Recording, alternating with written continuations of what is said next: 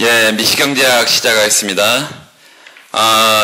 구체적 내용을 들어가기 전에 6회 동안 이제 미시경제학 할 텐데 아마 조금 부족하면 하루 이틀 또 보강이 될 수 있을 것 같고 처음에 앞에 차례를 좀 보세요. 차례를 좀 봐서 어떻게 진행을 6회를 일단 할 거냐면 6회는 여러분 짧은 시간이에요. 짧은 시간이어서 많은 내용을 하기가 쉽지는 않습니다. 일단 오늘은 어디까지 할 거냐면요. 오늘 보세요. 1장부터 3장까지 기본 오늘 1장부터 3장까지 네 3장까지입니다. 네 이건 뭐 별 내용이 없어. 나중에 보시면 알겠지만 아주 기초적인 내용으로 수요 곡선이 뭐냐, 수요의 탄력도가 뭐냐, 소비자 잉여, 생산자 잉여가 뭐고, 뭐 조금 더 우리가 더 들어가서 이제 조세부가 그 다음에 최저임금제 뭐 이런 것들을 좀 볼 거예요.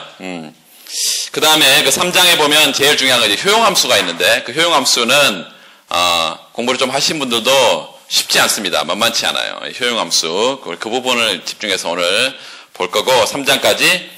그 다음에 내일은 4장, 5장 소비자 선택 이론의 전부 4장, 5장 그 다음에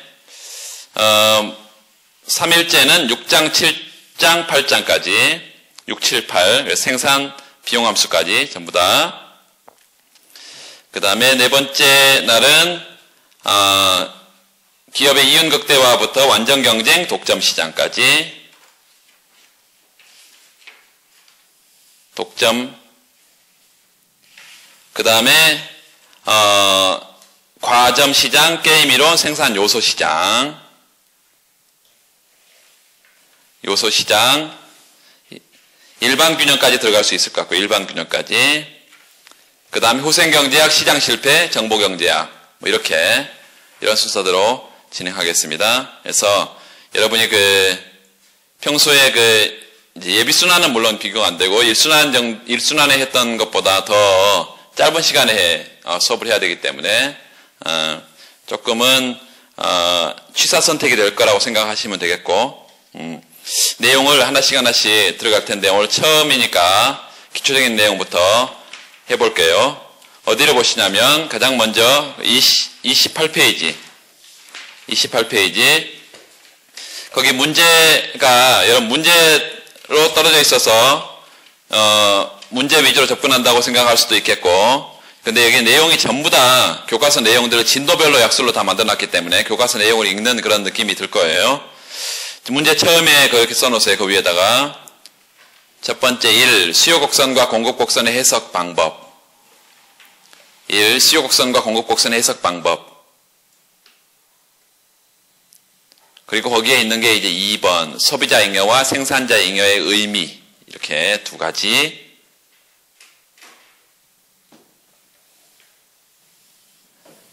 자, 첫 번째 주제는 요 디맨드 커브와 요 서플라이 커브 요거의 해석.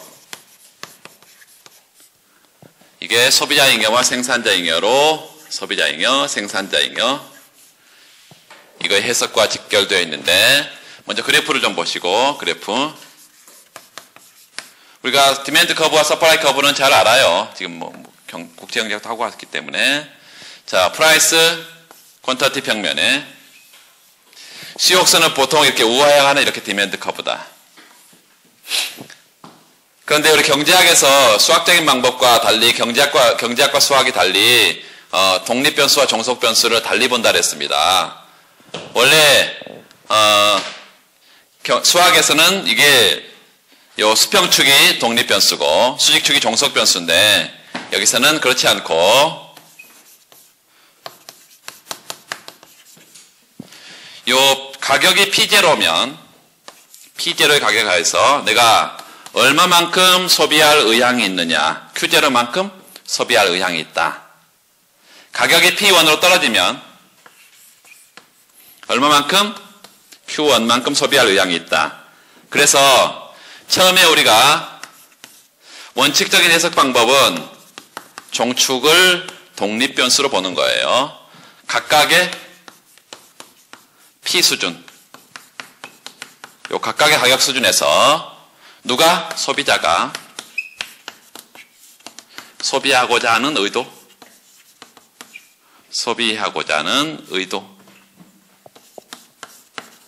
이거의 궤적이다. 이게 원칙적인 해석 방법이에요. 요거를 독립변수로, 요거를 종속변수로 보는 게 마샬의 관행에 따른 원칙적인 해석 방법이다. 그런데 이것보다 더 많이 쓰이는 게 이제 새로운 해석 방법인데,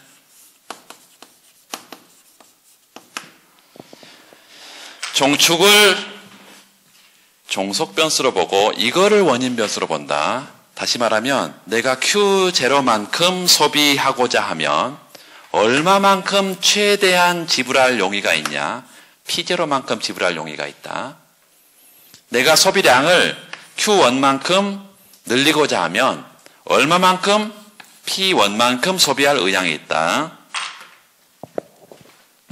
각각의 소비량 수준. 그래서 누가? 소비자가 지불하고자 하는 최대 지불 의사, 가격의 스케줄. 이렇게 보면 새로운 해석 방법인데, 자, 왜 내가 Q0만큼 소비할 때 P0까지 지불할 의사가 있냐? 이거를 어떻게 보기 때문에 편익을 누린다고 보기 때문에, 이걸 한계 편익 곡선을 보기 때문에 그렇다 이것이에요. 내가 Q0만큼 내가 소비하고자 하면 최대한 P0까지 지불할 의사가 있는데 그 지불 의사는 내가 그만큼의 편익을 누리기 때문이다. Q1만큼 내가 소비하면 P1까지 지불할 의사가 있는데 왜 그것만큼 지불할 의사가 있다? 편익을 그것밖에 못 누리기 때문이다. 그렇다면 내가 소비량을 늘리면 늘릴수록 나의 편익은 점점 줄어든다 이런 얘기예요. 이게 한계 편익 체감. 한계 편익이 점점 체감하기 때문이라는 것이지. 이거를 기정사실화하고 우리가 논의를 하는 거예요. 법칙이다 이것입니다. 한계 체감의 법칙. 수욕선이 수평일 수 있나요? 우호 상행할 수 있나요? 그럴 수 있습니다. 그럴 수 있어. 그런 특이한 수욕선이 있어요. 그렇지만 우리 개방경제에서도 엑스포트 서플라이, 디맨드, 임포트 디맨드가 수평인 경우를 봤었잖아요. 완전 탄력적인 그런 게 있을 수 있어. 그렇지만 원칙적으로는 우리가 이런 가정하에서 논의를 한다. 한계 편익이 체감하고 또 이거를 이제 나중에 유틸리티로 가면 한계 효용이 체감하는 그런 가정을 기본 가정으로 두고 우하향할 수욕선을 얘기를 합니다. 이게 이제 공급곡선은 이게 이제 디맨드 커브고, 디맨드 커브. 공급곡선을 보면 서플라이 커브,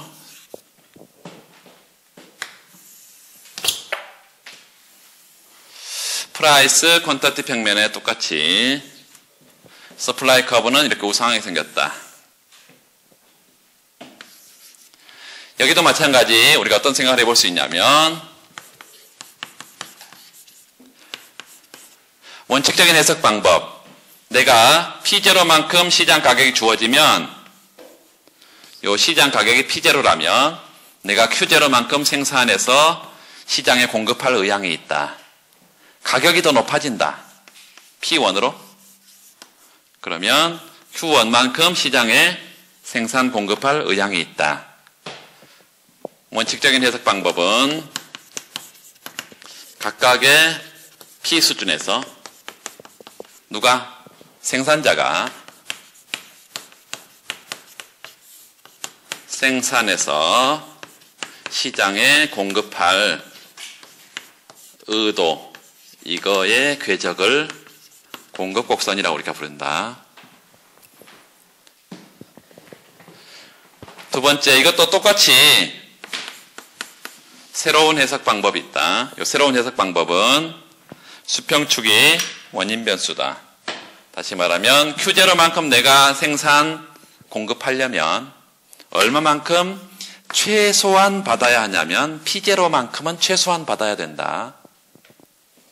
Q1만큼 생산 공급하려면 얼마나 최소한 받아야 되냐?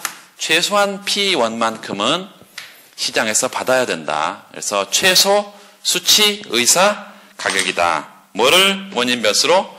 요거를 원인 변수로, 요거를 결과 변수로. 그래서 원인과 독립과 종속 변수로 우리가 각각 수평축과 수익축을 보면 각각의 생산 공급량 수준에서 누가 생산자가 최소한 받고자 하는 수치 의사 이거의 궤적이다. 이거를 공급곡선이다. 이렇게 말하는데, 자 그러면 Q0만큼 내가 생산 공급할 때는 P0만큼 최소한 받고자 하는데 왜 Q1만큼 생산 공급할 때 P1까지 받으려고 하냐? 요 공급곡선이 뭘 의미하기 때문에? 한계 비용 곡선을 의미하기 때문에, 마지널 코스트, 요 한계 비용 곡선을 의미하기 때문에 내가 생산 공급량을 늘리면 늘릴수록 나의 비용이 커진다라고 생각을 하는 거죠. 이게 한계 비용 체증의 법칙이다 이것입니다. 한계 비용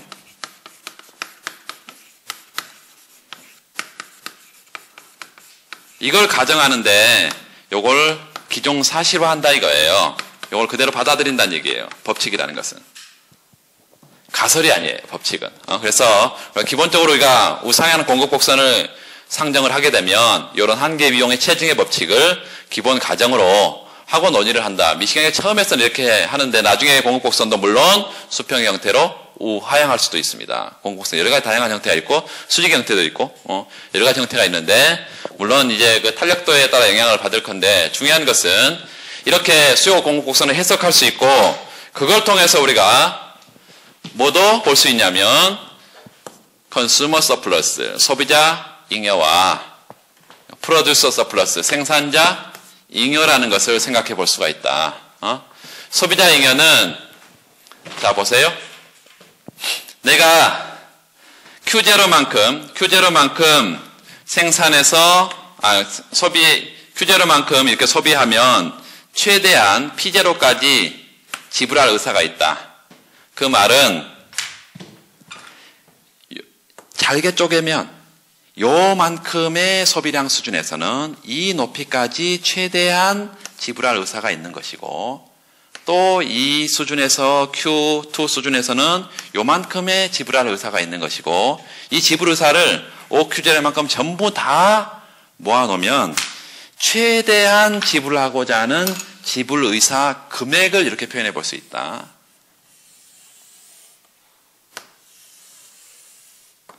이게 최대 지불 의사 금액이라고 볼 수 있고 실제로는 P0만큼 내가 지불하기 때문에 실제 지불 금액은 이 노란색의 사각형이라고 볼 수 있다. 실제 지불 금액.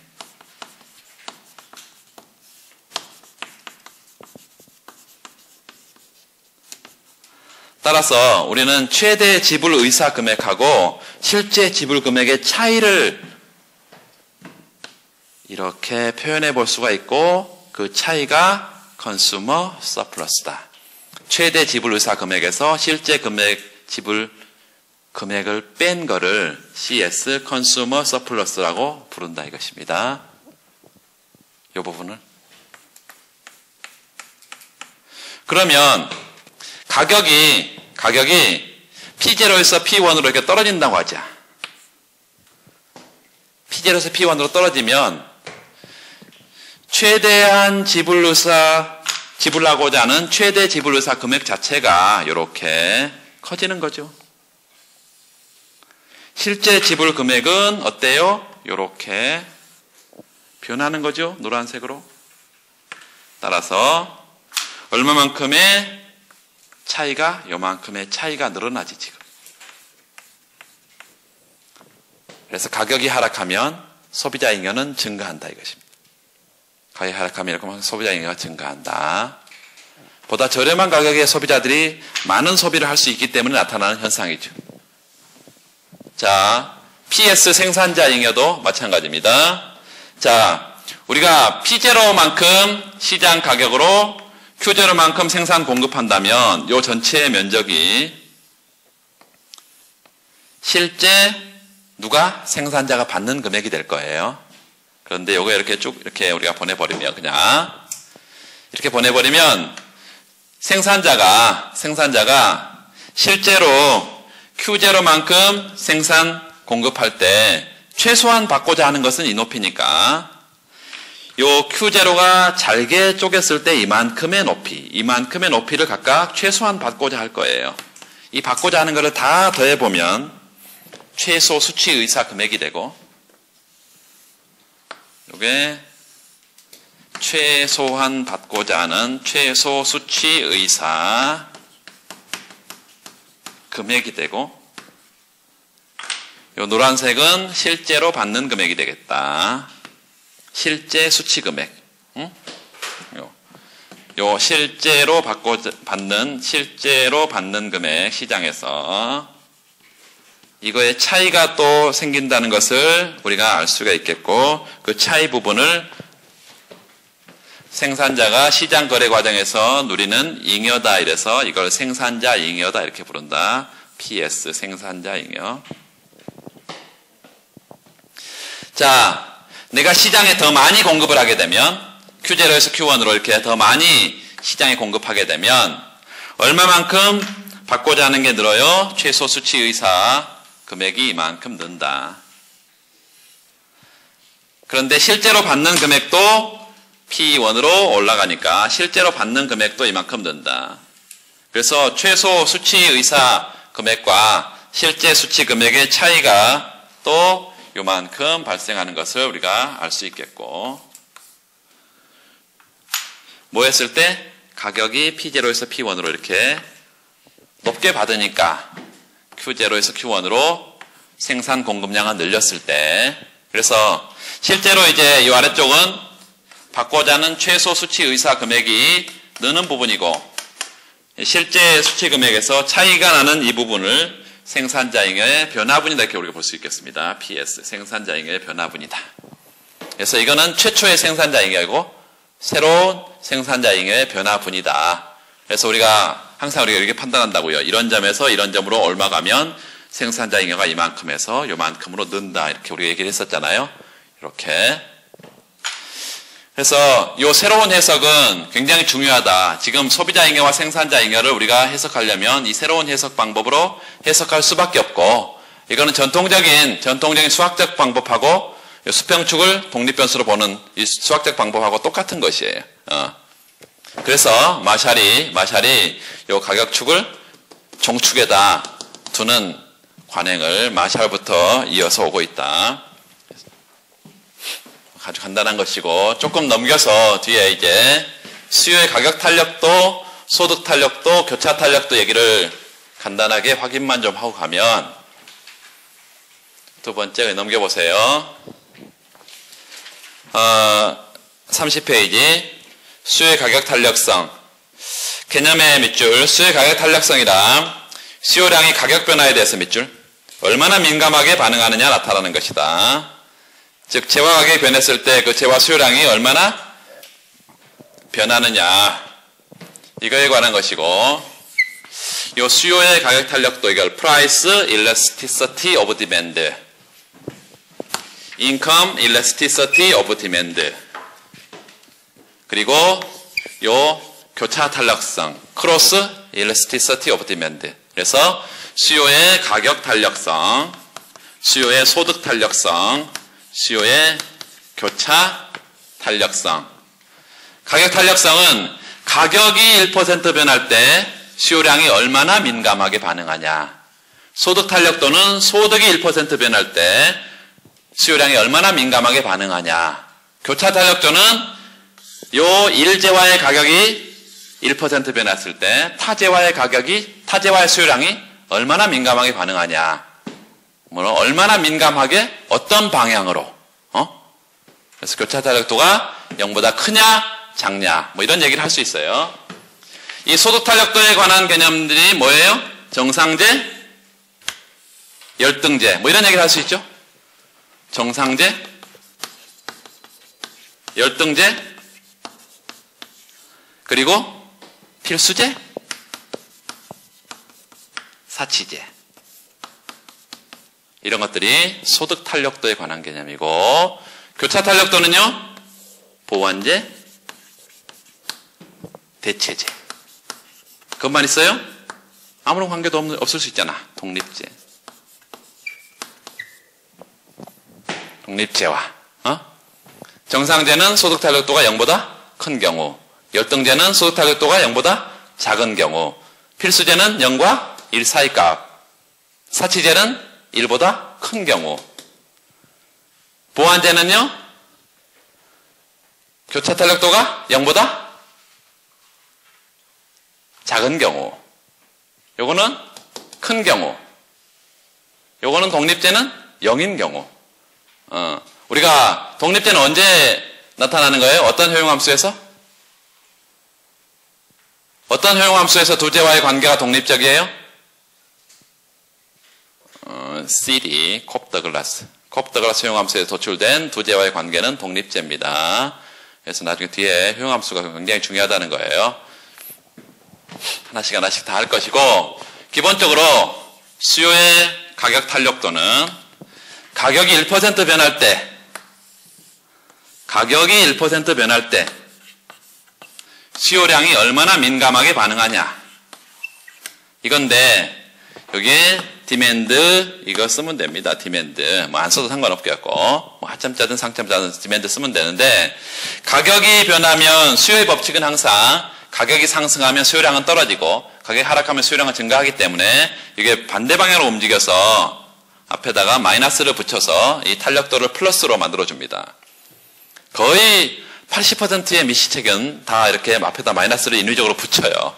그런데 20%는 여전히 안 붙이는 책들이 있다는 거예요.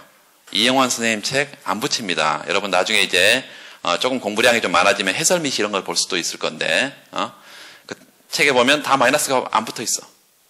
그러면 수요 가격 탄력도가 마이너스 값으로 나옵니다. 마이너스 1, 뭐 마이너스 2 이런 게. 우리 평소에 2, 3 이런 것들을 그냥 마이너스 2, 마이너스 3 이렇게 나와. 그러면 우리는 그 정의에 따라서 그냥 해주면 돼. 근데 일반적으로는 거의 80%의 미시책은 이렇게 옆에 마이너스를 붙여서 가격 탄력도를 플러스로 만들어줍니다. 자, 이거를 다시 한번 써보면, 처음에 이제 수요 가격 탄력도 얘기인데, 다시 한번 써보면, 마이너스, 요 델타 P분의 델타 Q, 그리고 Q분의 P 이렇게 쓸 수 있겠죠. 요거는 수요 곡선상의 P하고 Q, 어떤 특정한 한 점이에요. 한 점. 어떤 점에서 측정하냐에 따라서 수요 곡선은 어떤 점에 측정하냐에 따라 가격 탄력도가 다 다릅니다. 두 번째는 이게 PQ 평면이니까 수평축이 Q고 수익축이 P니까 여기처럼 PQ 평면이니까 이건 수요 곡선의 기울기예요, 기울기 역수예요. 기울기 역수의 기울기예요. 요 P분의 Q가 이게 뭐예요? 요 Q분의 P가 뭐? 기울기인데 요거는 P분의 Q 이렇게 돼 있잖아. 그래서 기울기 역수입니다. 기울기 역수다.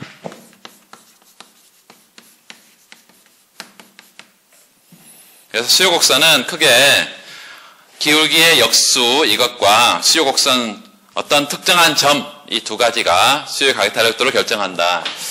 이게 나중에 뒤에서 가보면 마이너스 이렇게도 씁니다. 이거는 변화율인데요. 가격의 변화율 이렇게도 쓸 수 있다. 어떤 특정한 수의 로그를 취하고 그것의 증분 요게 변화율이다. 어떠한 수의 뭘 취하고 로그를 취하고 그것의 증분 요게 변화율이다. 이게 수요 가격 탄력도다. 이거 알아두세요. 나중에 뒤에 가서 이제 대체 탄력성 뭐 이런 거 공부할 때 알게 됩니다. 탄력도는 변화율이다. 변화율인데 가격이 1% 미세하게 변했을 때 수요량이 얼마나 민감하게 반응하냐 이거에 관한 것이다. 수요 가격 탄력도라는 게.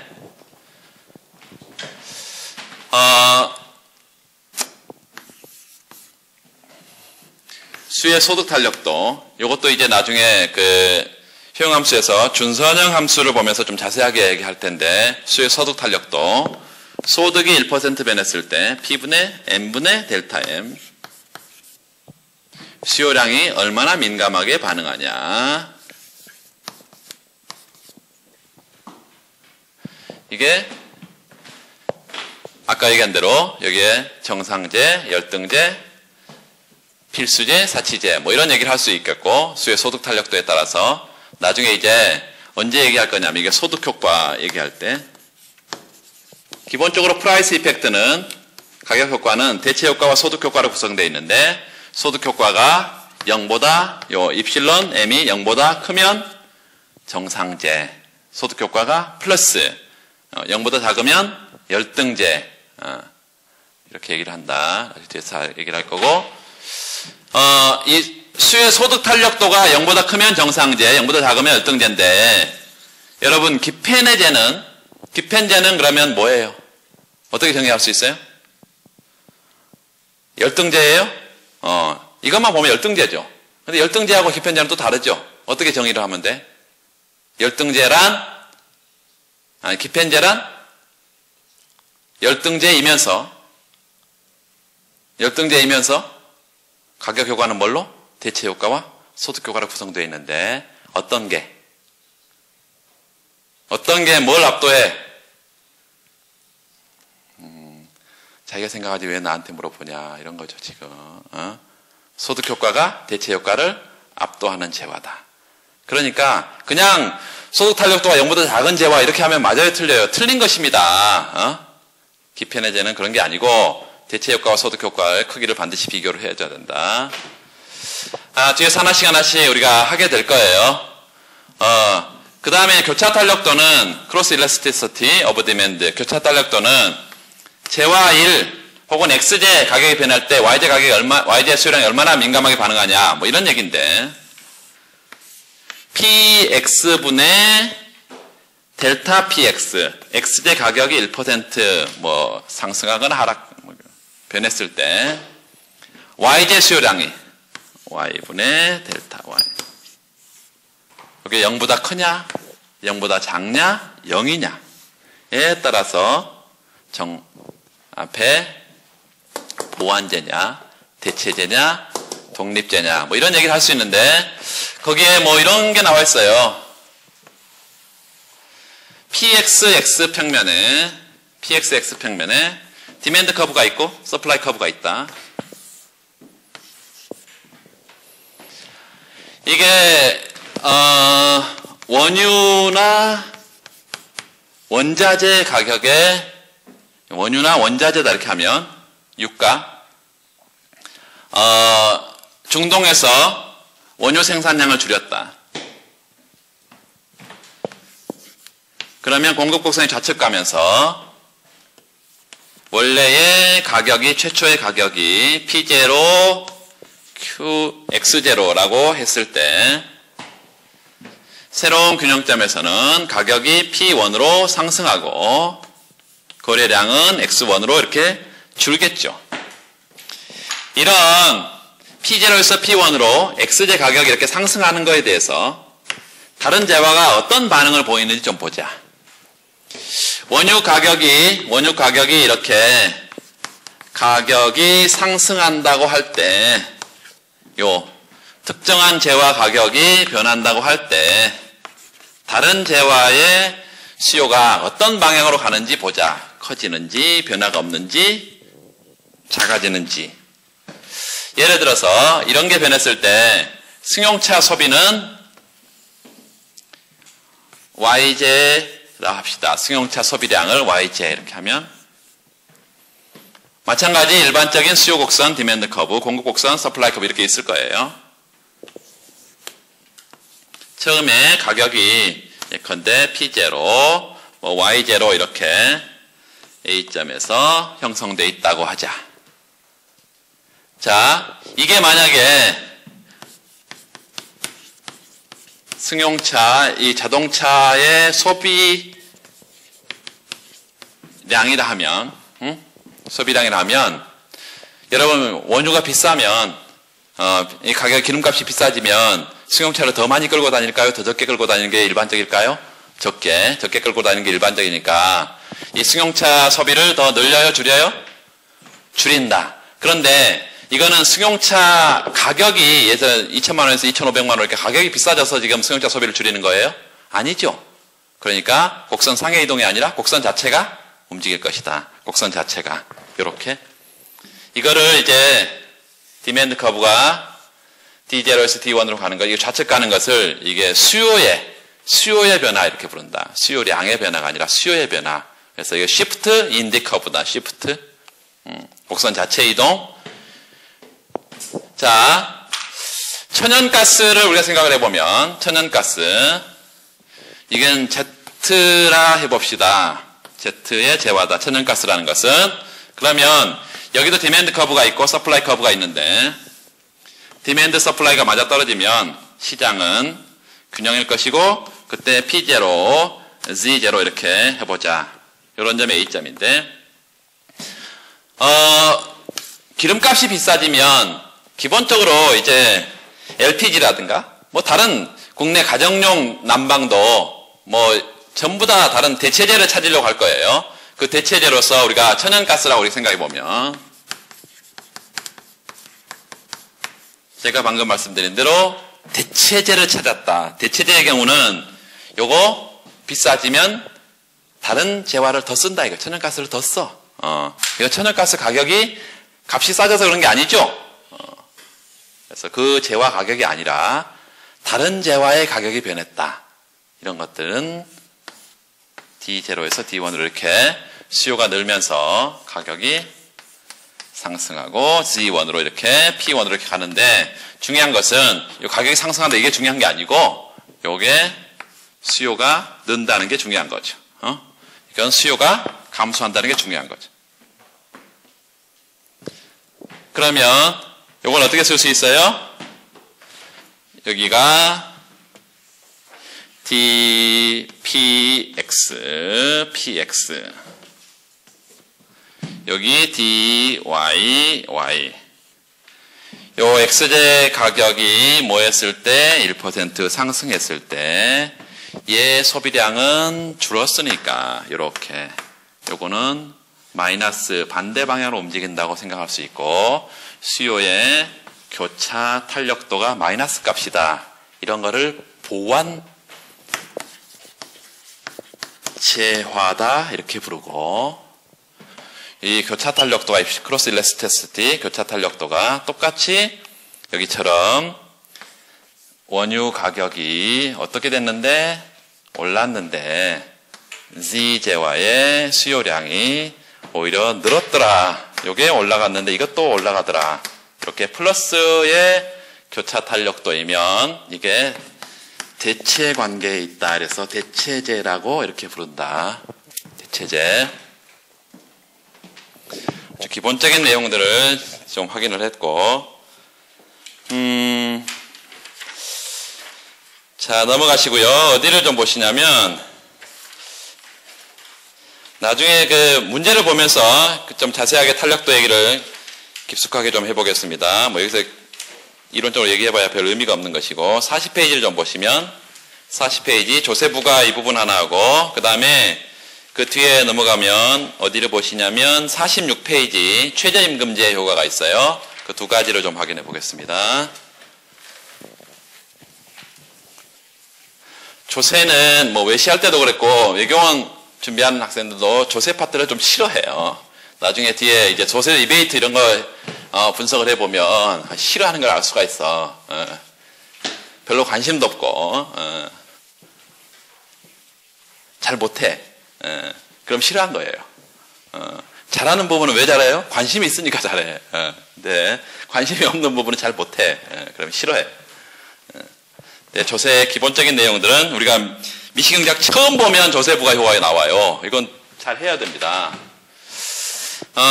이게 지금 3번이라고 할까요? 3번.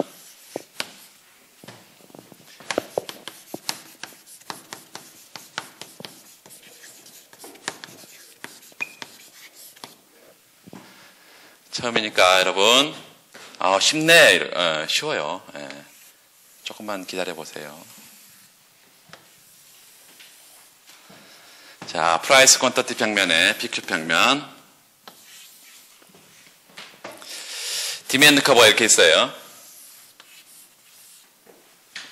서플라이 커브가 이렇게 있어. 자, 그러면 이 디맨드 커브는 뭐라 그랬냐면 소비자가 각각의 소비량 수준에서 지불하고자 하는 최대 지불 의사의 궤적이다. 왜 그만큼 지불하려고 하냐? 편익을 그만큼 누리니까. 한계 편익 곡선이다. 이 공급 곡선은 뭐냐? 각각의 생산 공급량 수준에서 누가 공급자가 최소한 받고자 하는 스케줄이다. 왜 그만큼 받고자 하냐? 그만큼 비용이 드니까. 이랬어요. 그래서 수요 곡선은 한계 편익 곡선이고 공급 곡선은 한계 비용 곡선이다. 이게 맞아떨어지면 시장은 균형입니다.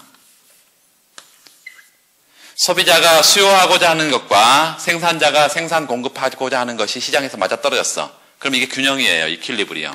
균형 상태예요. 그때 가격은 P0고 그때 시장 거래량은 Q0라 이렇게 합시다. 그러면 조세를 누구에게 붙일 수도 있고 생산자에게 붙일 수도 있고 그 다음에 소비자에게 조세를 붙일 수도 있습니다. 먼저 우리가 간단하게 보기 위해서 생산자에게 조세를 붙이는 경우를 좀 보면 생산자에게 조세를 부과했다. 누가 법적으로 조세를 부담해야 해요? 생산자가. 법적 부담의 주체는 이제 생산자입니다. 그러면 생산자는 원래 내가 최소한 받고자 하는 게 이 궤적이었어. 요만큼의 높이예요. 요만큼의 높이야. 그런데 이제 요만큼의 시장에서 받아가지고는 세금 낼 게 없잖아. 이제 세금을 내야 돼요. 세금을. 그 말은 생산자가 이제 받고자 하는 게 일부는 누구에게 정부에게 세금을 내야 되기 때문에 최소한 받고자 하는 이 최소 수치 의사 스케줄 이 궤적이 더 높아진다는 것이에요. 이게 S'으로 S 하점자를 T를 쓰겠습니다. 조세부가 이후의 공급 곡선이다. 그러면 이제 시장 균형점은 어디로 가냐면 요 점에서 요 점으로 가요. 요런 점이 E'점. 거기서 수평수직의 점선을 쭉 보내보면 조세부가 이후에 시장 가격인데요. 이거는 누구의 가격이 되냐면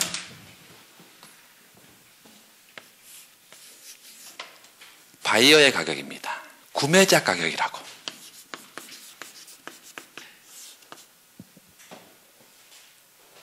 그런데 실제로 이만큼 받는다 하더라도 이게 다 생산자에게 돌아가는 게 아니고 일부는 정부에게 세금을 내야 되는데 그 세금의 크기가 요만큼의 세금의 크기가 되고 나머지 요만큼이 이제 누구에게 돌아가냐면 셀러에게 돌아가요. PS, 셀러. 판매자 가격이에요.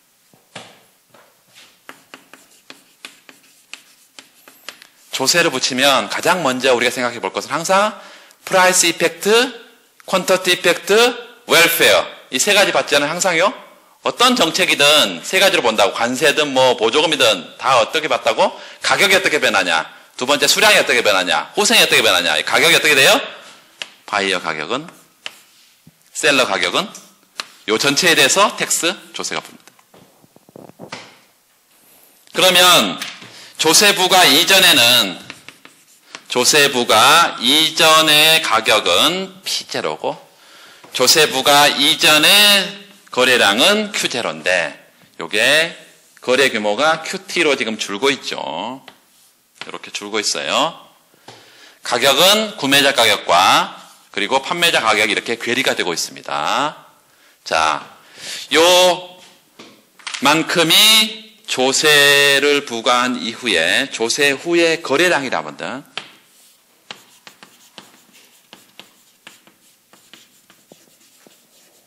이 거래량이 량에 대해서 뭐가 붙는다고? 세금이 붙는다고요. 이렇게 조세 부과 이외 거래량에 세금이 붙어. 다시 말하면 요 면적이 정부의 조세 수입이 된다는 것입니다.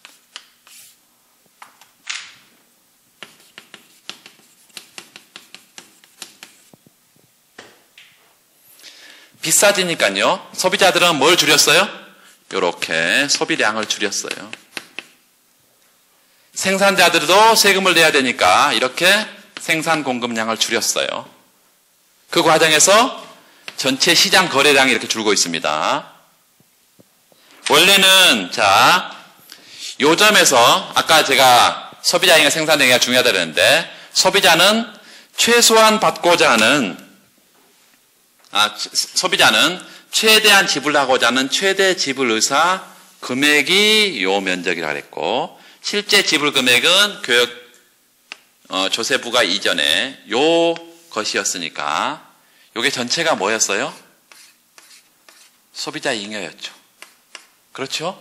요 이퀄리브리엄 이 상태에서 생산자 잉여는 얼마였어요? 요 전체가 생산자 잉여였죠. 그런데 어떻게 바뀌었냐면 요렇게 소비자 잉여가 지금 감소하고 있고 요렇게 생산자 잉여가 감소하고 있어요. 요건 누가 가져갔어? 정부가 가져갔어요, 지금. 요게 CS고 요게 PS고 요게 정부의 텍스 레버뉴예요. 조세 수입이에요. 그러면 소비자 잉여는 얼마만큼 줄었어? 요것만큼 줄었고 요거 생산자 잉여는 얼마만큼? 요것만큼 줄었는데 요 부분은 정부가 가져갔어. 요 부분은 어디 갔어요? 사라졌죠. 요게 사중 손실이다.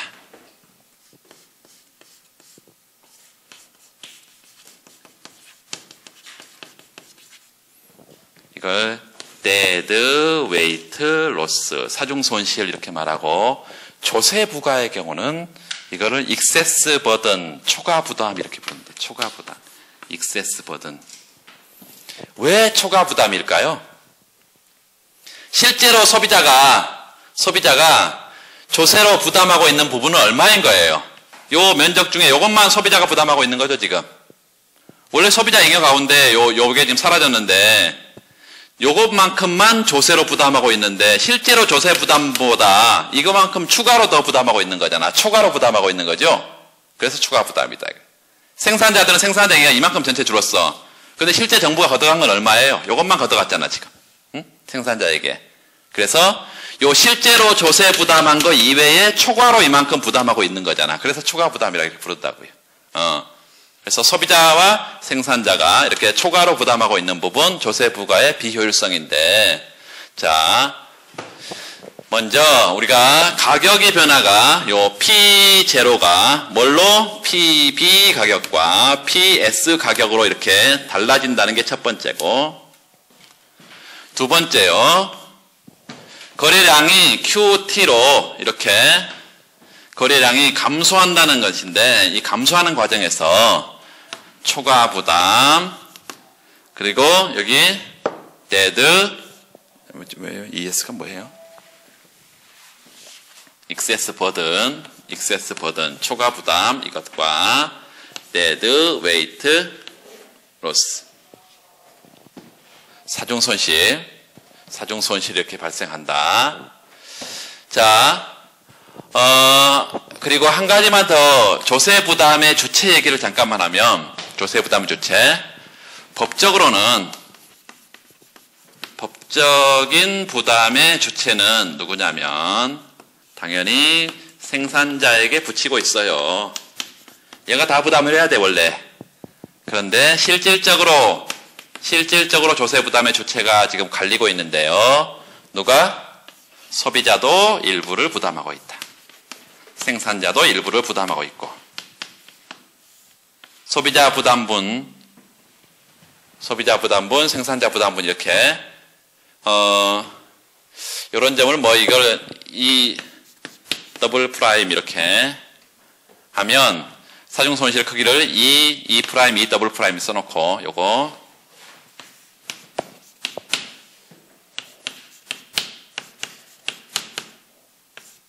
삼각형 여기 그 다음에 생산자와 소비자가 부담하고 있는데 실질적인 부담의 주체가 일부를 생산자가 소비자에게 이 조세 부담을 전가했다 이렇게 표현합니다. 조세 부담의 전가라고 이렇게 표현한다. 소비자가 일부를 조세 부담을 이전받고 있다 이렇게 말할 수 있겠어요. 이게 이제 기본적으로 조세 부과의 기본적인 효과고, 뭐 나머지는 거기는 그 정도만 지금 되어 있죠. 일단은 그 40페이지를 잠깐 생각을 해보시면 보세요. 거기 판매자에게 부가세한 경우 방금 다 설명을 드렸고, 거기 구입자에게 부가세한 경우 동그라미 구입자. 거기 D 옆에다가 MB를 써놓으세요. MB equal MB. 한계 편입 곡선인데 소비자가 지불하고자 하는 최대 지불 의사 궤적이다. 그러면 누구에게 지불하는 거예요? 물건 파는 애한테 지불하는 거죠. 그런데 물건 파는 애한테 지불할 금액이 낮아지겠죠. 왜? 일부는 정부에게 내야 되니까. 그래서 하방으로 이동한다. 그래서 균형점은 또 거기고, 거기 구입자가 내는 가격, 판매자가 내는 가격이 이렇게 달라진다는 것이고, 소비자에게 부과하든 판매자에게 부과하든 똑같다는 것이죠. 법적 부담의 주체가 누구든지 상관이 없다는 거죠. 효과는 똑같다. 거기 오른쪽에 보면 조세 부과의 후생 효과에 사중 손실 부분이 있고, 거기 그 41페이지 보면 경제주체 후생 변화 부분이 거기다 표에다 박스를 면적을 다 나누어서 이렇게 설명할 수 있겠습니다. 그 위에 그래프, 왼쪽 그래프하고 한번 비교해서 같이 볼까요? 세금이 전혀 없는 경우 ABC는 누구 거였어요? ABC 그 면적을 한번 표시해 보세요. 연필로. ABC 누구 거였어요? 소비자 잉여였죠. 그 다음에 생산자 잉여 DEF죠. 조세 수입은 없었죠. 사회적인 총이견은 전부 다 이게 합한 거죠. ABC, DEF. 오른쪽 세금이 부과된 경우에 소비자 잉여는 얼마로 떨어진다고? BC가 떨어져서 A로 갔고, 생산자 잉여는요, DF가 감소해서 F로 갔고, 뭐예요 이게? DE가 감소해서 F로 갔고, 그 다음 조세 수입 BD만큼 있다. 그래서 ABDF, 그러니까 CE에 거기다 면적에 음영 처리가 되어 있죠. 사중 손실 부분이다. 사중 손실. 이렇게 말할 수 있겠습니다. 간단한 거니까 그렇게 보고, 임대료 상한제 보시면 되고, 지금 뭐 가격 상한제가 뭐 큰 의미가 없어요. 지금 최저임금제가 중요해요. 최저임금제 46페이지 보시면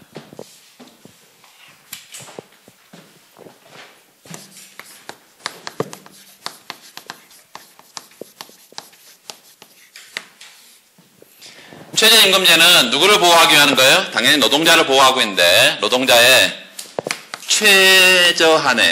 최소한의 생계비를 보장하자 이런 얘기예요. 이게 실질적으로 이제 노동자를 보호하는 효과가 있는지 봅시다. 최저 생계비 보장이.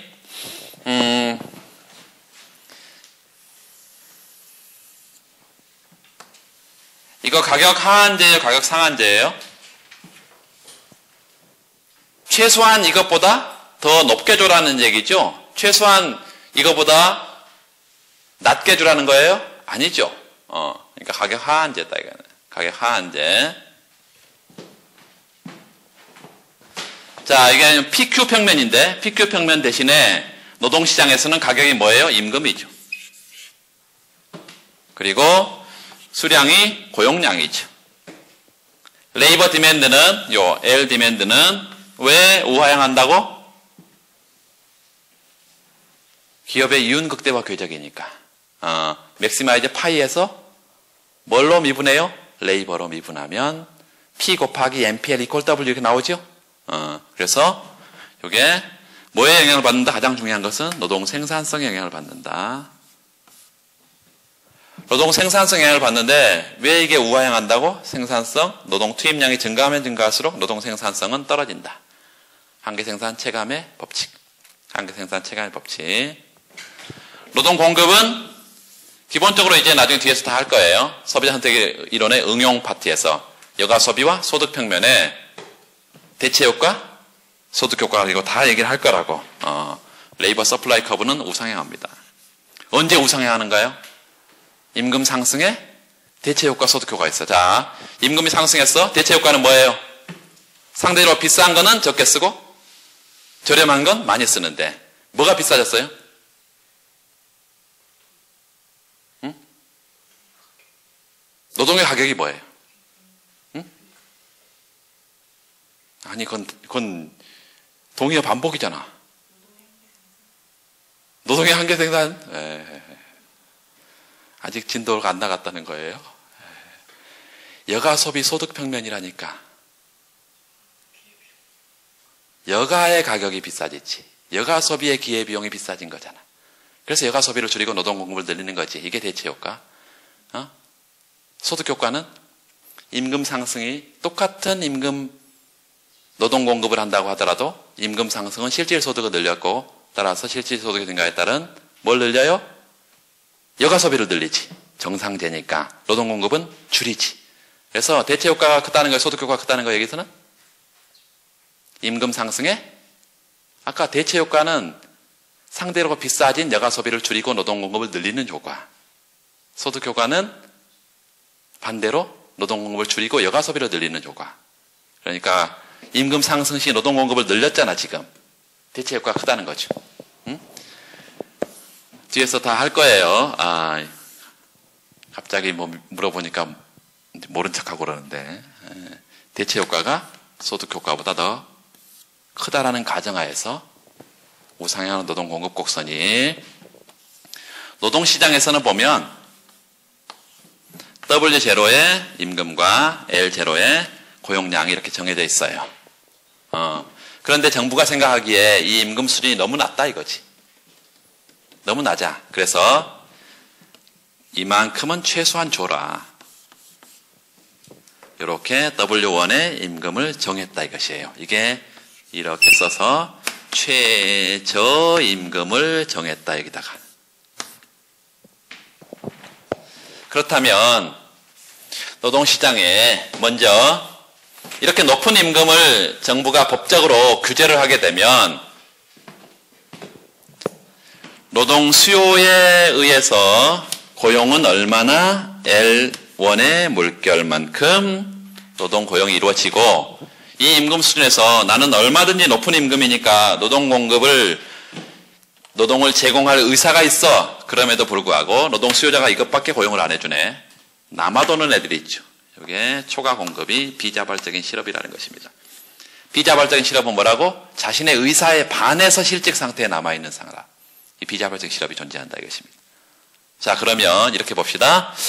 처음에 요 W0의 임금으로 얼마가 고용이 되고 있었어요? L0만큼 고용이 되고 있었어. 그러면 요게 전체가 노동자들이 받는 노동의 총보수가 되겠어요? 노동의 총보수. 노동자의 총보수. 이게 어떻게 바뀌냐면 이 W1 물결의 임금을 줘라라고 법으로 정해놓으면 이만큼밖에 고용이 안 되니까 이런 형태로 이제 노동의 총보수가 바뀔 거예요. 노란색으로. 그러면 어떤 부분이 플러스가 됐고 이런 부분이 A 영역이라고 하면 플러스가 됐고 이런 부분 B라고 하면 마이너스가 됐죠. 지금. 얘는 자신 노동자의 총보수가 플러스가 된 부분이고 노동자의 총보수가 이렇게 마이너스가 된 부분이에요. 그러면 증가한지 감소한지 알 수 있어요? 없어요? 노동자의 총보수가. 알 수 없죠. 알 수 없다는 거예요. 이게 이제 노동자를 보호하기 위한, 노동 공급자를 보호하기 위한 정책이 노동자의 총보수를 늘리는지 줄이는지 알 수 없다는 게 이게 문제예요. 두 번째, 최저임금제의 기본 목적이 노동자의 보수를 늘려주려는 이 목적을 달성하는지 여부가 불분명하다. 그리고 원치 않던 여러 가지 이제 사이드 이펙트가 나타난다는 것이에요. 그 중에 가장 중요한 것이 고용이 감소해버린다.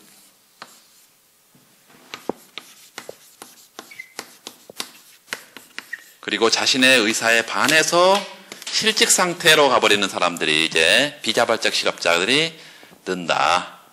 이런 최저임금제가 적용되는 시장은 보통은 숙련도가 높은 숙련노동시장일까요? 비숙련노동시장일까요? 당연히 월 예를 들어서 시간 급료로 해서 5,200 얼마 뭐 이렇게 하면 당연히 비숙련노동자예요. 최저임금제가. 비숙련노동시장에 대해서 뭐가 적용된다? 최저임금제가 적용된다 이것입니다. 그러면 여기서도 고용이 안 되는 사람이 이렇게 남아도는 사람들이 있다. 그럼 어디로 간다고요? 이게 2차 노동시장으로 간다는 것입니다. 다른 노동시장으로 가. 2차 노동시장으로. 그래서 여기가 WL 평면에 보면 여기는 이제 노동 수요 곡선 마찬가지로 노동 공급 곡선 이렇게 있어. 레이버 서플라이가 이 수요 공급이 맞아떨어진 상태에서 노동시장이 지금 균형 상태에 있을 건데 W0의 임금 수준이에요. L0의 임금 수준이에요. 고용량이에요. 근데 여기서 고용이 안 되는 사람들, 이 초과 공급 비자발적 실업자들이 이제 일로 온다 이것입니다. 그래서 여기서 고용을 늘려. L1S로. 그럼 여기 다 고용되는데 뭐가 문제냐? 이게 문제라는 것이에요. 여기 2차 노동시장이라는 것은 비숙련 노동시장에서 고용이 안 되는 사람들이 여기에서 이제 온다는 것은 여기는 이제 시간제라든가 파트타임으로 일을 한다거나 아니면 비정규직이라든가 원래도 임금 수준이 낮아. WL의 임금이. 그런데도 더 여기서 이제 공급자를 늘리면서 임금을 더 떨어뜨린다는 것입니다. W1으로. 이게 처음에 정부가 원하는 최저임금제의 기본 목적이 아니기 때문에 다 사이드 이펙트인데 부정적인 효과라는 것입니다. 부정적인 효과다. 자, 우리 이런 생각을 한 번만 해봅시다. 만약에 이 노동 수요 곡선이 이렇게 생기지 않았고 요점을 지나는 좀 더 가파른 기울기의 노동 수요 곡선이라고 한다면 이렇게 한번 해보세요. 이렇게 레이버 디맨드가 이렇게 생겼어. 나중에 얘기할 거예요. 이제 요 임금에 대해서 요점에서 우리가 평가를 해보면요. 요건 기울기가 완만하고 이건 기울기가 가파르네. 어? 얘는 임금이 변해도 노동 수요가 탄력적이에요, 비탄력적이에요? 요게 탄력적이고 비탄력적이지. 그 말은 내가 임금을 이만큼 낮추면 얘는 노동자를 이만큼 늘릴 의향이 있는데 얘는 노동자를 훨씬 더 많이 늘릴 의향이 있는 거죠. 이게 탄력적인 거예요. 비탄력적인. 그러면 어떻게 되냐면요. 최초의 균형점이 이 점이 아니라 이런 점이죠. 우리가 최저임금제를 시행하기 전에 이 이퀄리브리엄 상태가 이 점이었다면 이제 이렇게 레이버 디맨드가 프라임이 되면 이 프라임점이 최초의 균형 상태가 되죠. 똑같이 수평 수직의 점선을 쭉 보내보면 원래의 임금 수준하고 새로운 임금 수준의 차이, 예를 들어서 자 보세요. 요 노란색 표시해놨으니까 우리 쉽게 볼 수 있어. 요만큼이 플러스 A 면적이 플러스 됐던 것인데 이제 여기가 균형점이 되면 면적이 이렇게 플러스 된 면적이 커지는 거죠. 대신 여기 파란색으로 표시했던 아까 마이너스 B 영역이요. 요 파란색 표시했던 요 면적이 줄어드는 거죠. 그렇죠? 잘 보세요. 원래 이 노동 수요 공급 곡선 하에서는 이 점이 균형점이죠. 그렇죠? 최저임금제를 시행했어. 그랬더니 아까 요만큼의 플러스 A 잉여가 늘었고 요만큼 뭐가 마이너스 B 이래서 잉여가 줄었어요. 그런데 이제 요 점이 새로운 균형점이었다면 이 레이버 디맨드 곡선하고 서플라이 커브가 맞아떨어졌다면 여기서 임금이 여기까지 올라갔을 테니까 증가하는 부분은 아까 플러스보다 더 이만큼 더 늘었을 것이고 감소하는 부분은 요 면적이어서 요만큼 감소가 줄어들었잖아. 그러니까 잉여는 전체적으로 증가할 가능성이 높은 거예요? 감소할 가능성이 높은 거예요? 증가할 가능성이 높죠. 그 말은 이런 노동 수요 곡선을 가질 때보다 이런 노동 수요 곡선이었다면 최저임금제가 누구를 보호할, 노동 공급자를 보호하는 목적에 더 부합했을 거라는 거예요. 그 말은 이런 노동 수요가 어떤 노동 수요인지만 알면, 이런 상태였다면 얘가 정책 목표를 제대로 달성할 수 있을 거란 얘기예요. 임금이 어떤 상태? 비탄력적인. 노동 수요의 임금 탄력성이 비탄력적일 때, 그 말은 노동 수요자인 기업이 그만큼 다른 대체제를 찾을 가능성이 줄어드는 거예요. 그래서 임금 높여주면 그만큼 임금 주는 대로 따라가야 된다고. 그래서 노동자를 보호하는 그런 결과를 달성할 수 있다.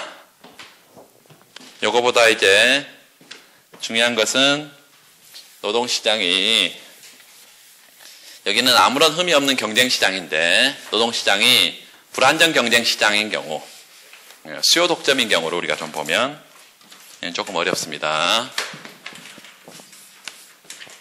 경쟁시장이고 두 번째는 수요 독점 시장.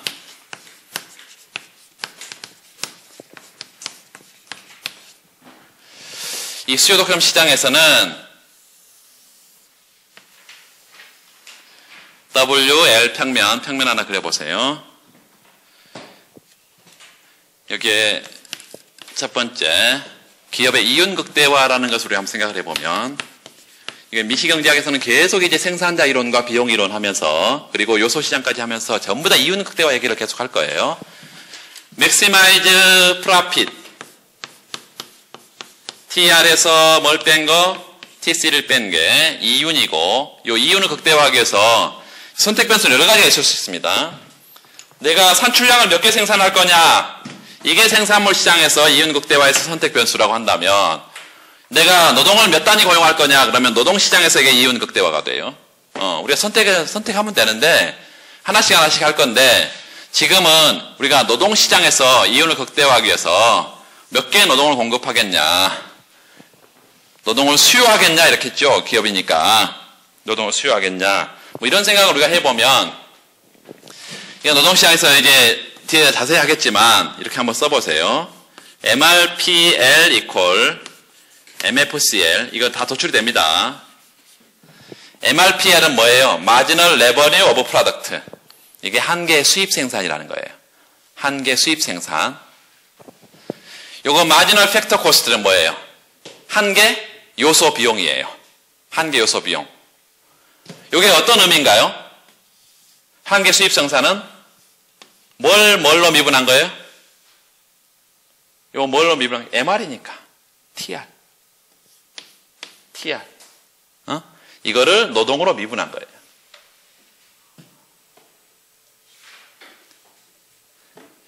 자, 요거는 TC를 노동으로 미분한 것이다. 의미는 노동 한 단위 추가 투입했을 때 총 수입의 증가분, 이게 한계 수입 생산이라는 거예요. 여기는 노동 한 단위 추가 투입했을 때 총 비용의 증가분, 이게 한계 요소 비용이라는 건데, 이게 맞아떨어진 상태에서 기업의 이윤이 극대화된다. 하나만 더 생각해 보세요. 요 MRPL은 또 뭐의 약자냐면 MR 곱하기 MPL의 약자입니다.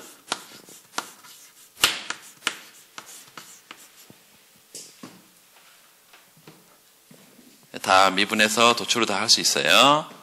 여기가 MC 곱하기 MPL이에요.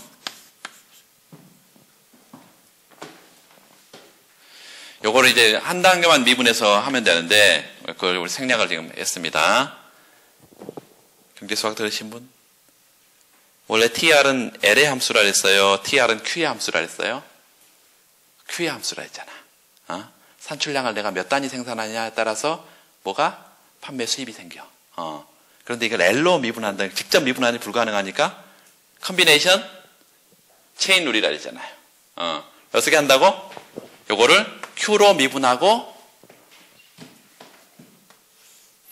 요거를 Q로 미분하고 원래 변수인 Q로 미분하고 그 Q를 다시 L로 미분하는 형태로 이렇게 두 단계로 미분을 한다고.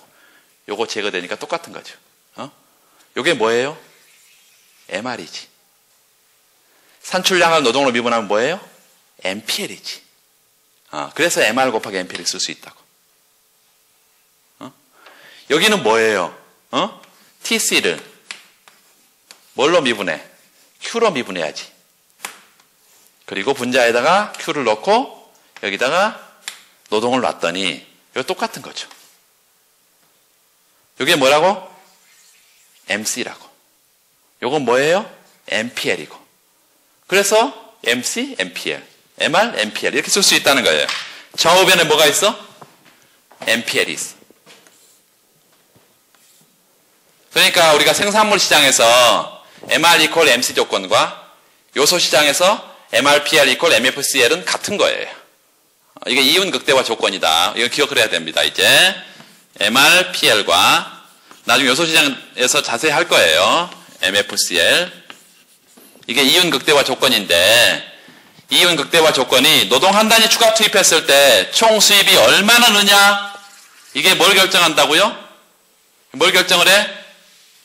기업의 판매 수입을 결정해. 기업의 판매 수입을. 그래서 MRPL은 어떻게 생겼냐면 이렇게 생겼습니다. MRPL은 이렇게 생겼어.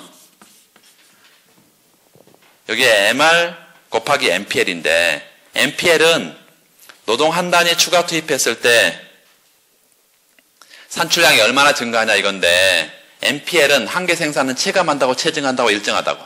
체감한다고. 한계 생산 체감의 법칙. 그래서 노동 투입량이 늘면 늘수록 한계 생산은 체감한다. 이게 우하향한다. 자, 요게 이제 시장에 레이버 서플라이 커브 노동 공급 곡선이면요. 노동 공급 곡선. 나중에 다 증명이 됩니다. 노동 공급 곡선이면 절편은 같고 기울기가 2배인 뭐가 도출되냐면 MFCL이 도출돼요.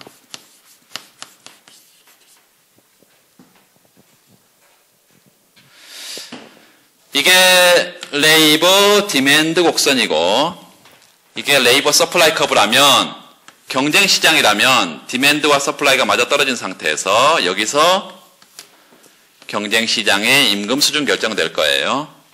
그리고 경쟁 시장의 고용량이 이렇게 결정돼. 경쟁 시장이라면. 그런데 지금 우리가 보는 조건은 MRPL과 MFCL이 맞아떨어진 상태에서 균형이에요. 요 MRPL, 요 MFCL, 요게 맞아떨어진 상태에서 균형이야. 점선을 쭉 아래로 끌어내려서 L1만큼 균형 고용량이 정해지고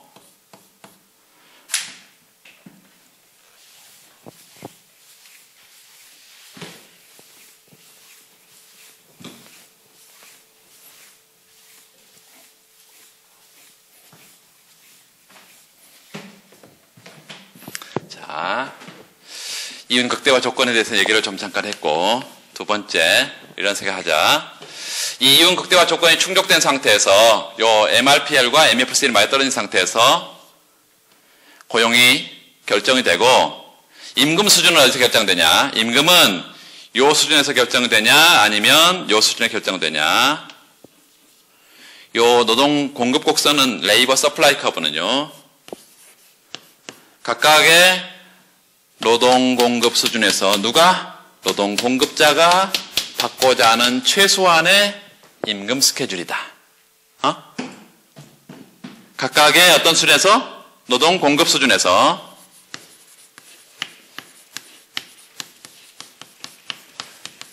누가?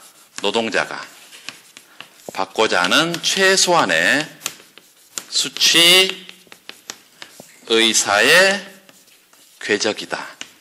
됐어요? 그런데 수요 독점 시장은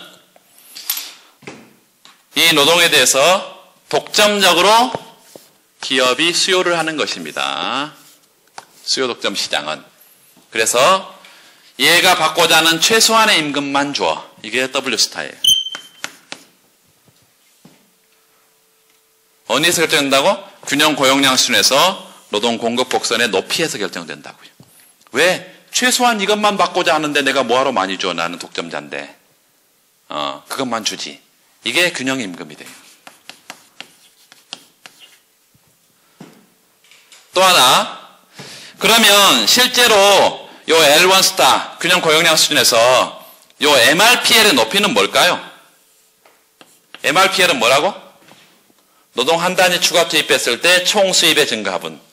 그러니까 노동 한 단위가 총 수입에 기여하고 있는 부분이죠.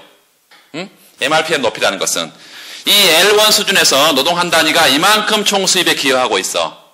그런데 실제 임금은 얼마밖에 안 줘? 이거밖에 안 줘. 그러니까 나머지는 뭐 하고 있다는 거예요? 착취하고 있다는 것입니다. 착취. 그래서 요 면적이 수요 독점자의 존재로 인해서 착취당하고 있는 거예요. 누가? 노동자가. 그래서 수요 독점적 착취라는 게 생긴다.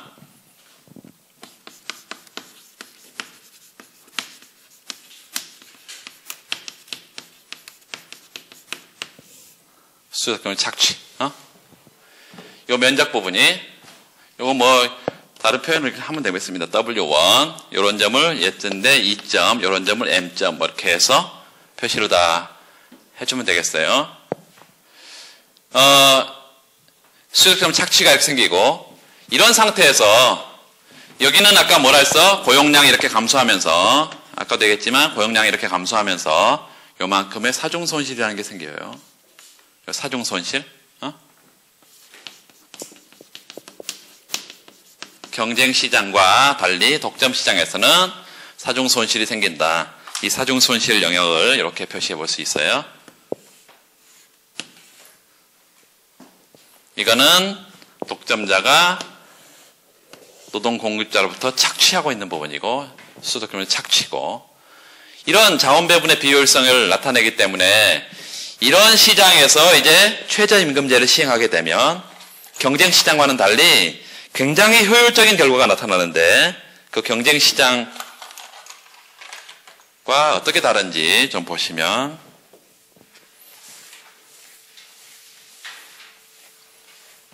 좀 더운데 괜찮아요 여러분? 안 더워? 별로 모르겠어요? 자, 최저임금제를 시행한다 합시다.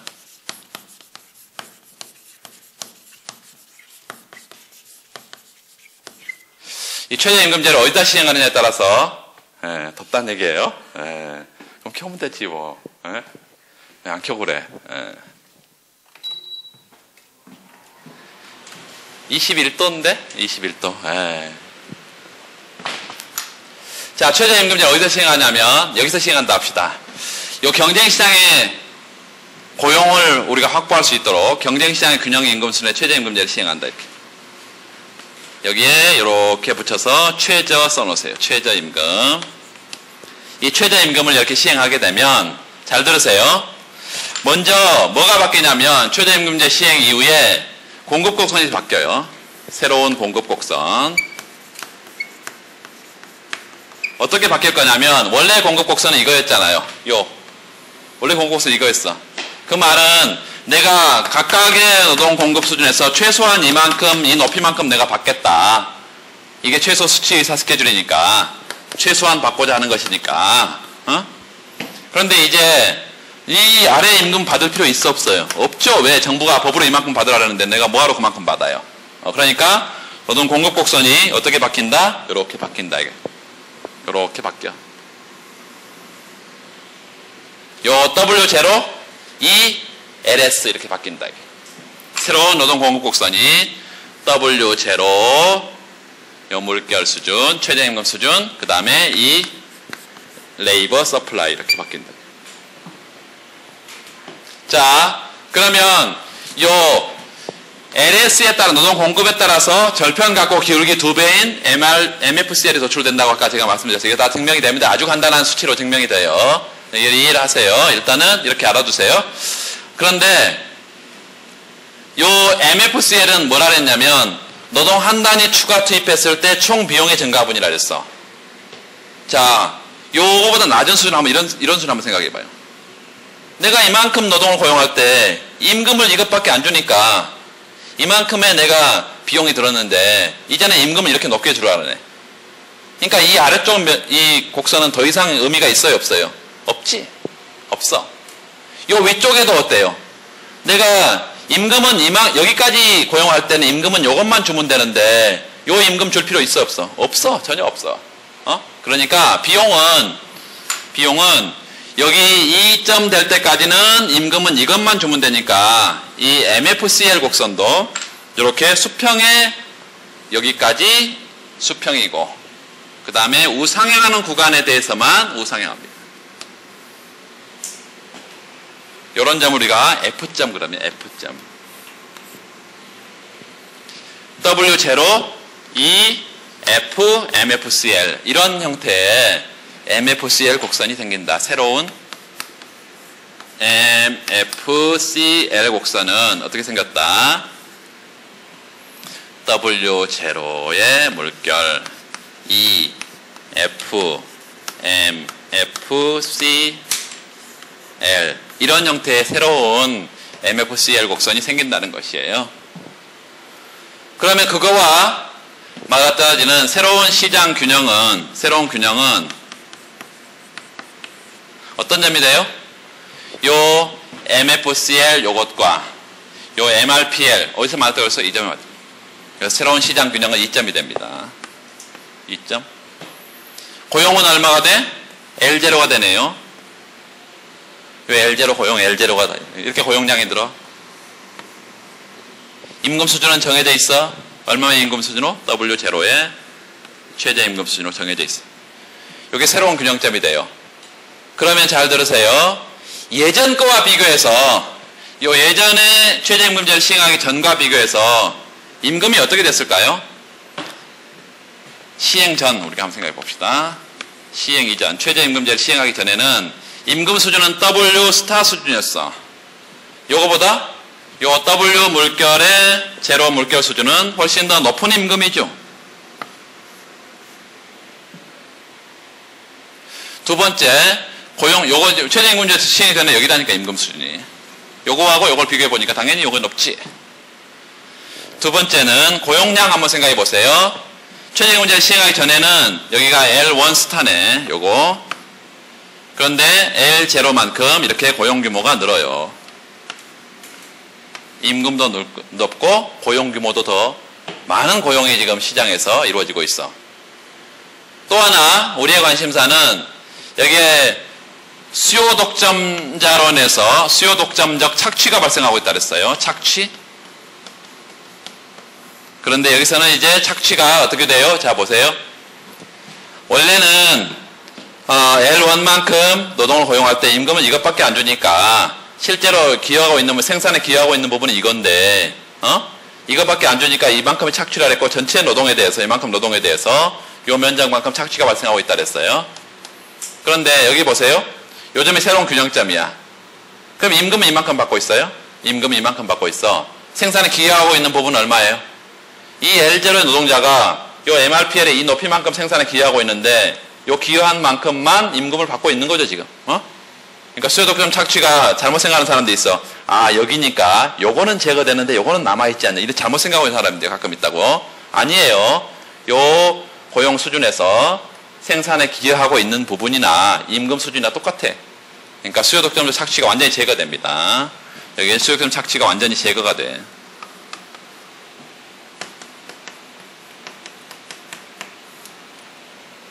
또 하나 여기 원래는 사중손실이라는 게 지금 최저임금제 시행하기 전에는 사중손실이 있었어. 이렇게 요만큼 삼각형의 면적이 비효율성인 자원배분성.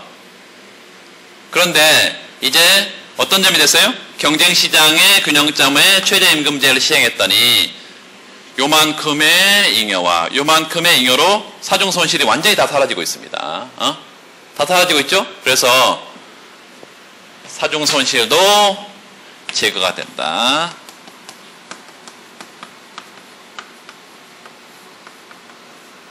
가장 최적의 경쟁시장의 임금에다가 경쟁시장의 고용량이 고용된다는 것은 이게 자원 배분이 가장 효율적인 자원의 배분이라는 거예요. 두 번째, 수요 독점적 착취는 누구로부터 착취했어요? 독점자가 누구로부터? 노동 공급자, 근로자에게 착취한 부분이에요. 그런데 그 착취가 완전히 제거됐다는 것은 근로자의 뭐가? 보수가 는 것이지. 기업이 일반적으로 보수가 높아요. 고소득 계층이에요. 근로자가 고소득 계층이에요. 기업이. 그래서 경제 전체적으로 공평성, 소득 분배의 공평성에도 부합한다 이런 얘기입니다. 그러니까 자원 배분 측면뿐만 아니라 소득 분배의 공평성에도 부합하는 제도가 된다. 그래서 시장이 불안정 경쟁 시장 구조에는 수요 독점적 착취 제거 또 효율적인 자원 배분 이것 때문에 최저임금제의 효과가 아주 강력하게 나타나고 그 효과가 아주 긍정적이라는 것입니다. 그렇게 하고 좀 쉴게요. 좀 쉬겠습니다.